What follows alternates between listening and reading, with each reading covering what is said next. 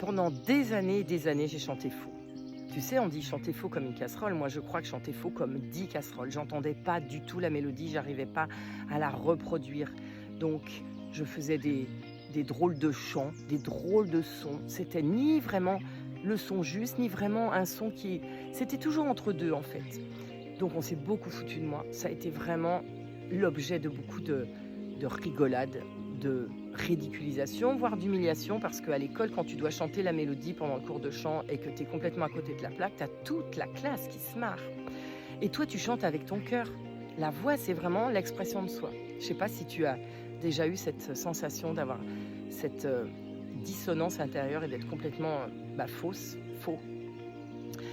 Pendant des années, ça a été ça, jusqu'à ce que je rencontre une chef de chant quand je commence à être professionnelle, qui me disent: «Mais tu sais Carole», parce que je venais de rater encore une audition où on m'a dit: «Vous avez une très belle voix, j'ai adoré, vous m'avez beaucoup touchée, mais on ne peut pas vous donner votre prix parce que vous chantez faux». J'entendais pas. T'imagines? J'avais l'impression moi-même de me trahir, moi-même de me donner des coups de poignard dans le dos. C'était fou, quoi. Jusqu'à ce que je rencontre cette femme. Elle s'appelait Françoise, elle était chef de chant de renom et elle m'accompagne, elle m'aide à répéter avant l'audition devant un chef d'orchestre. On préparait un rôle.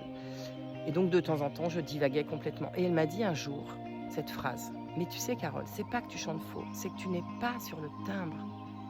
Pas sur le timbre». J'ai eu du mal à comprendre ce que ça voulait dire. Et puis un jour, ça a fait tout son sens. Être sur le timbre, c'est ta couleur, c'est ta vibration unique, c'est ton timbre à toi. C'est ce qui te différencie de ta voix de celle d'un autre ou d'une autre. Et j'ai compris que depuis toutes ces années, ma fréquence était toujours vers celle des autres. Tu sais, c'est comme si tu fais toujours attention à être euh, accordé avec l'extérieur, mais toi, tu ne l'es jamais de l'intérieur. Alors à partir de ce moment-là, j'ai pris conscience que j'étais comme une sourcière avec les baguettes. J'allais chercher toujours ma juste fréquence, d'abord la mienne, pour ensuite être accordée avec l'extérieur. Ça a changé toute ma vie. À partir de ce moment-là, j'ai commencé à chanter juste. J'ai commencé à réussir mes auditions, j'ai commencé à vraiment faire ce que je voulais de ma vie et j'ai pu honorer ce rêve que j'avais depuis toute petite et pourtant j'avais rien pour le réaliser, d'être chanteuse. Et je ne sais pas si ça te parle, mais tu as une fréquence unique.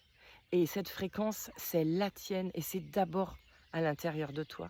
Si tu t'accordes à l'intérieur de toi, alors tu peux vibrer juste avec l'extérieur, mais pas l'inverse.